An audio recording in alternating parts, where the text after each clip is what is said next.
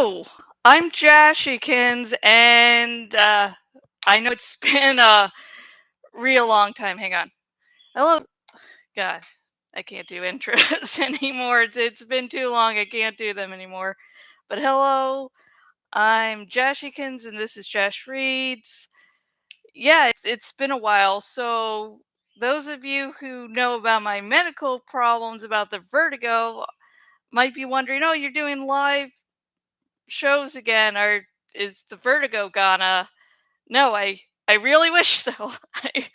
I really wish, but it's not gone. The reason why I haven't done a live show in so long is partially the vertigo, and then back like years and years ago, I was for my blog. I'm like, hey, I need to just keep on reposting the same post over and over again until I get my desired view count. And what that means for Josh Reads is there was a huge backlog. And so I'm like, I'll get through that and then I'll start producing new content. So I got a nice little barrier where I had an excuse to recover. So yeah, yeah, that is. But I'm back. I don't know how often I'll be getting videos out though. I can't promise you like, oh, every Mondays and Friday I'll get a video out. I got got a schedule and I'm hoping to stick to it, but again, I can't promise how many will be released. I can All I can promise is it won't be around a year until the next episode of Jash Reads. And before, and if you're wondering what I have been up to, uh, since you last saw me, if you're watching this on the YouTube, links in the description to a bunch of my projects I have been working on. I will be just probably talking briefly about them at the end of the video. And if you're not on YouTube, you'll be able to find the links on my blog, on my Patreon. And before I get started in reading the next chapter of Animorphs number 11, The Forgotten, uh, maybe I'll do like, I'm thinking of doing different plushy guest stars each week, and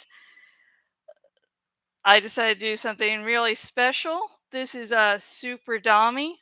It's from the Alex the Honking Bird. He's like a little cockatiel that honked. He passed away like a year or two ago. And so Dommy is his son.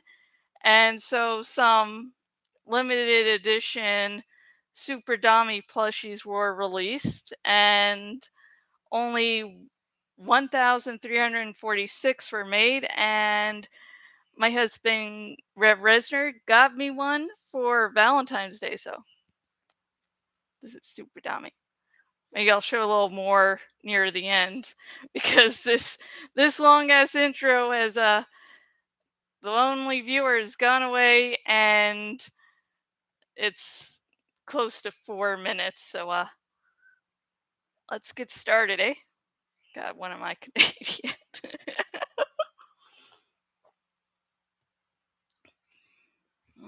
Okay.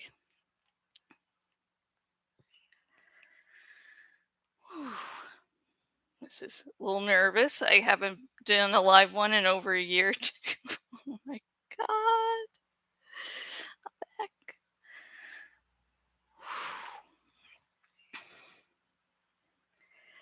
3:40 p.m.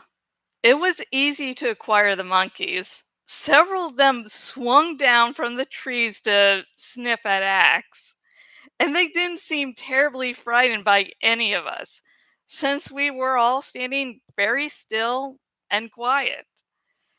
I reached very slowly, very gently for one particular monkey. He looked at my hand, considering it. Then he turned his back, as if asking me to scratch it. Okay, I said. I'd be glad to. I scratched the little monkey's back, and as I did, I closed my eyes and focused my thoughts on the monkey. He became quiet, like he was in a trance. That's how animals usually are when they're being acquired. I absorbed the monkey DNA into me. This should be especially easy, Cassie commented as she finished acquiring a different monkey. These monkeys aren't direct relatives of Homo sapiens, but still, most of our DNA will be identical. After all, a chimpanzee's DNA is like 97% identical to human DNA, or in Marco's case, 99.9%. Rachel interjected. Yes, it's like the fact that Rachel's DNA is actually 99% identical to Malibu Barbie. Marco shot back. Could we concentrate here? I said gruffly. Actually, I was relieved to see everyone behaving normally. It's when Cassie isn't talking about animals and Marco and Rachel aren't teasing each other that you have to worry. Axe, did you have any problems with the monkey's mind when you morphed? Cassie asked. No, except, well, they are similar to morphing a human, but much more excitable. Also, they don't fall over as easily as humans do. Axe is constantly amazed that humans walk around on just two legs without even a tail to hold us up. Okay, let's do it, I said. We're short on time and we are exposed, sitting out here looking like dumb, barefoot kids from the suburbs. Tobias, Axe, both of you keep an eye out for any trouble. This whole rainforest is nothing but trouble, Tobias said darkly.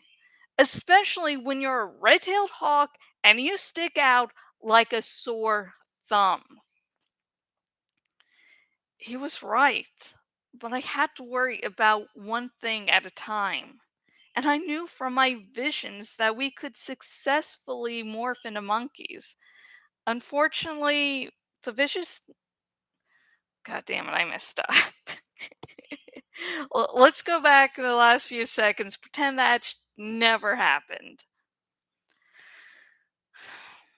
Unfortunately, the visions didn't tell me whether we'd succeed or fail, end up alive or not. I concentrated on a mental image of the monkey, and very, very quickly I began to feel the changes.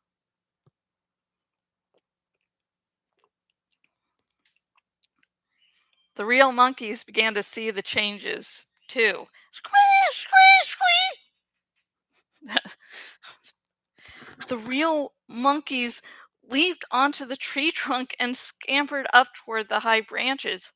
I shrank. That was to be expected, but the more I shrank, the more vulnerable I felt. Brown fur sprouted from my arms and legs. My face remained furless, and my lips puffed out to form a rubbery muzzle.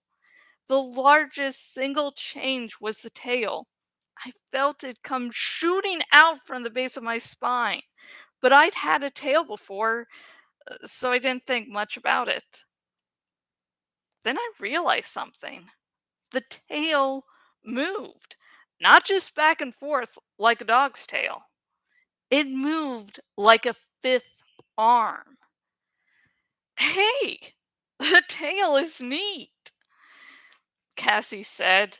Try moving it. You can feel that there's a part of your brain that controls it, just like an extra hand. She was right. And Axe was right too. There was very little that was new or strange inside the monkey's mind. Like a human, it had only a few basic instincts. Like a human, it depended on learning to guide its actions. The eyes were similar to human eyes, the ears no better than our own. The sense of smell was a bit improved, though. That was an easy morph, Rachel said. So, what can this monkey do? I shrugged my narrow monkey shoulders. I guess it climbs trees. I turned to the tree trunk. Like almost all the rainforest trees, it was shockingly tall. And there were no low branches, but there were strangling vines wrapped all around the trunk, like a nest of snakes. Let's try it out, I said. I reached for a vine and held it tentatively. I positioned one foot, then I carefully reached for another handhold. Prince Jake,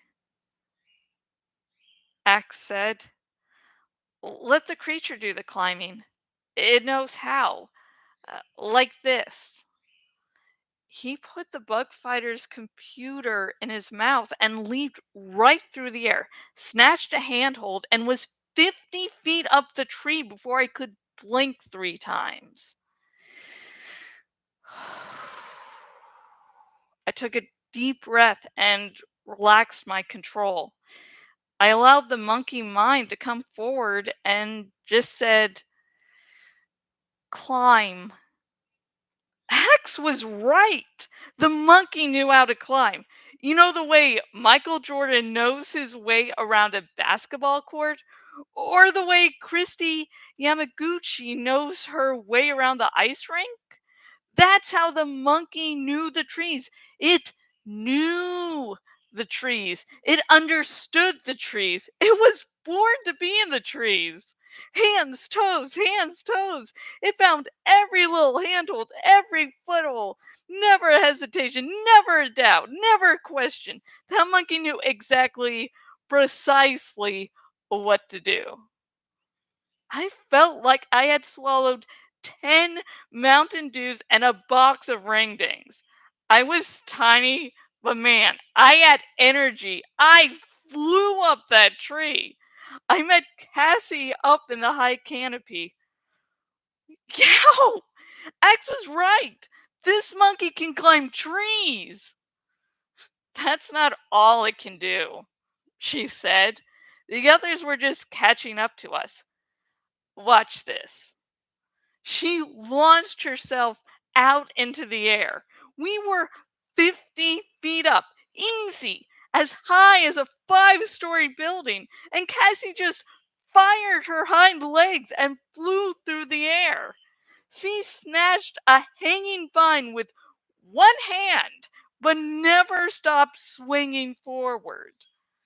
That was all I needed to see. It was a game of chase through the treetops. The monkey wanted to play, and so did I. I needed some fun. I needed some fun in the worst way.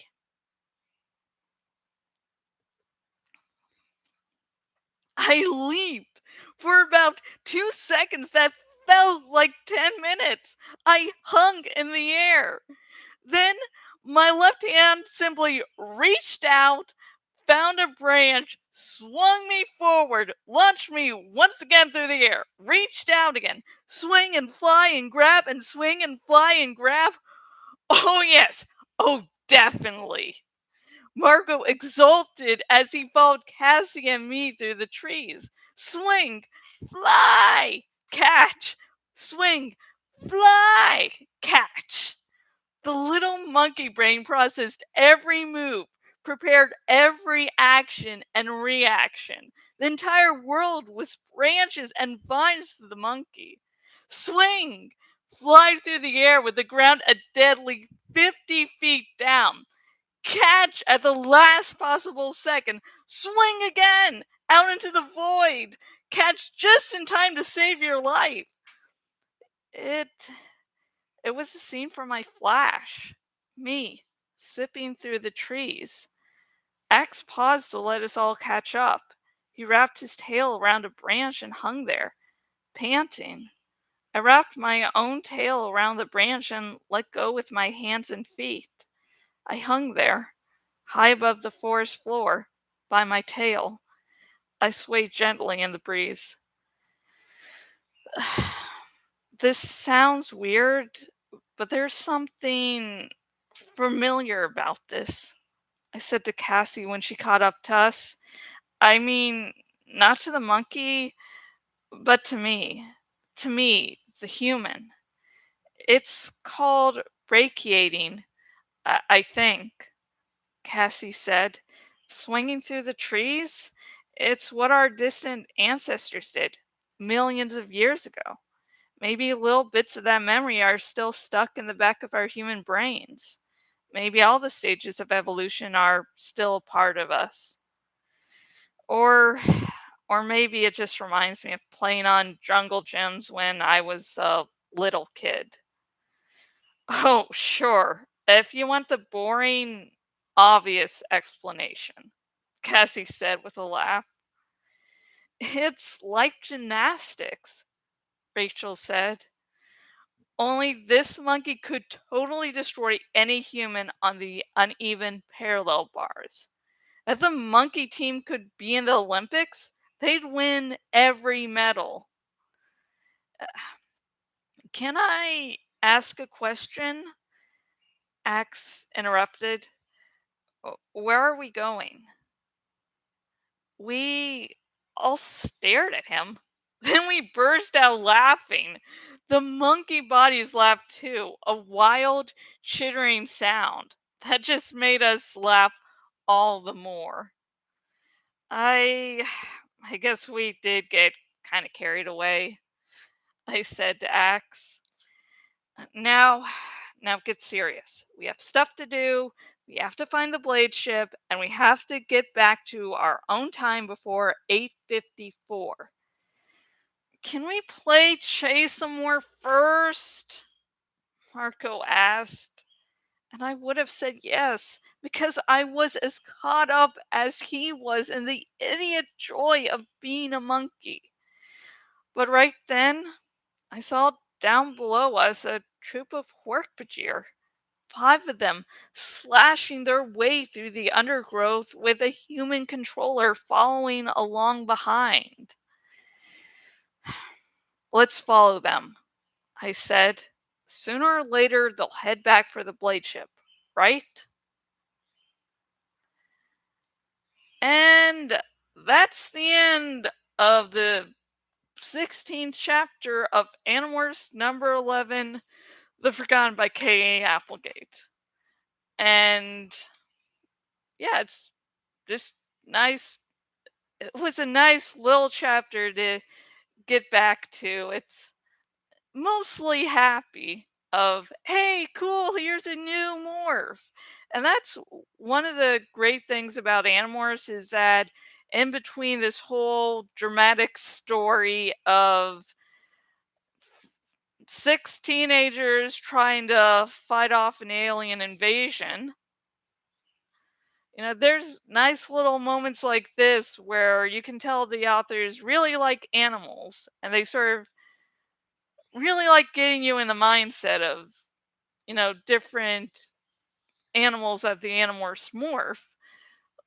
Like, if like this chapter seems to exist for the sole purpose of saying, "Hey, look how fun it would be to be a monkey." And personally, I have a fear of heights. I have vertigo now, bad vertigo, where I have to really pace myself throughout the day. So I'm Jake was enjoying it, so of course when I'm reading it, I have to bring the same feelings that the character is, and so because me personally, I'd be like, oh fuck, oh fuck.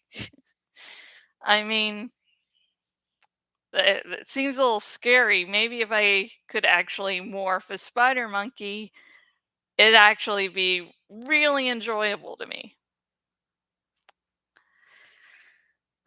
Oof. And when Jake's talking to Cassie about, "Hey, this feels familiar to me." And the one thing you'll find out when you reread things is sometimes you take away a different interpretation each time sometimes. Some things remain consistent, but this time when I was reading it, I was like, Jake's nervous to talk is nervous about talking about these visions he's having. So he's like wanting to say, "Hey, this is like a vision I had," but not wanting to say it. And Cassie, being the empath she is, notices that and, is like, "Okay, I'll pretend to talk about what you're wanting to talk about." Uh, God, I liked how the chapter ended with X going like, there being any plan? There being a plan? Like, oh yeah, we're here for a reason. Damn. So, don't worry, I haven't forgotten that at the end of these videos, I always go, "Hey, so here's a question I'll leave you with." This one, the first video of this I've done in a long time. Let's see. Anything really cool I can think of. So, would you like the Morphous Spider Monkey? Why? Why not?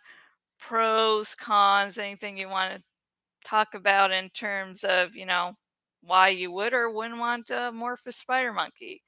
And as always, comment anything else down below, something I didn't touch on in this chapter and you want to hear my opinions on. Comment down below, but please remember, no major spoilers. I am hoping, sort of against hope, that people get into Animorphs because they watch one or two of these Jash Reads episodes and goes, "Hey, this this actually seems really cool. I'll read it." And if you're one of those people, uh, and you want to buy Animorphs number 11, The Forgotten by K.A.Applegate, and you also want to help support me at the same time, if you're watching this on the YouTubes, the link will be down below.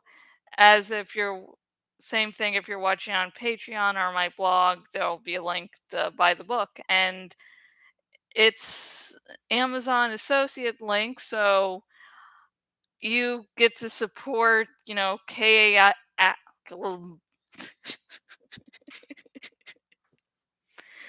Okay, let's try that again. So if you buy via the link down below, you will be able to support K.A.Applegate and Michael Grant, the people that wrote this wonderful series that just made my childhood. And when I rediscovered it as an adult, it still really held up. You'll get to support them. You will also get to support me a little bit. So now I'm going to read from the list of links that you'll see on YouTube. But again, if you're watching this on Patreon or my blog, you'll be easily able to find it like all around. Like on my blog, it'll be like most popular posts. You'll find some links there. There's some links in the sidebar thingy. But anyways, let's go down. I have a Twitter. I'm Jashikins on Twitter. So if you want to chat or follow my other things I do, that's a good thing to do. Make me feel noticed. I also have a Patreon. And right now with Patreon, since the whole Vertigo thing and me slowly getting back into the swing of things, yeah, the perks for, the different tiers are still being held off a little bit. I promise in the future they will get back. I will get the semblance of normal in the far future, probably. Also, I have a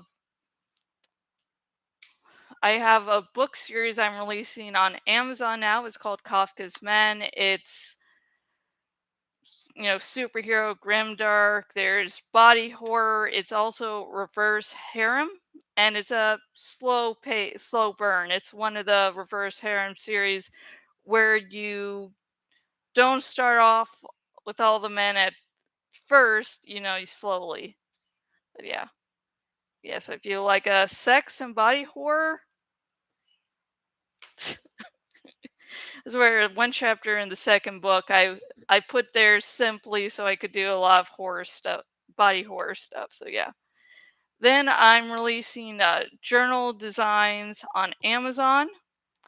And if you're watching this on the YouTube, there will be the link to my latest journal design. I'm also releasing designs on Redbubble. So, yay. I also do gigs on Fiverr, book promotion, 3 card tarot reading. So, if that's something that interests you, please give me money. Also, I'm working currently on 2 of my fanfics. Yeah, yeah, the vertigo stopped me from writing a lot. So, yeah. So I finally getting back releasing books, getting back to writing fan fiction. So I'm writing Little Niece, which is one of Daenerys Targaryen turns evil.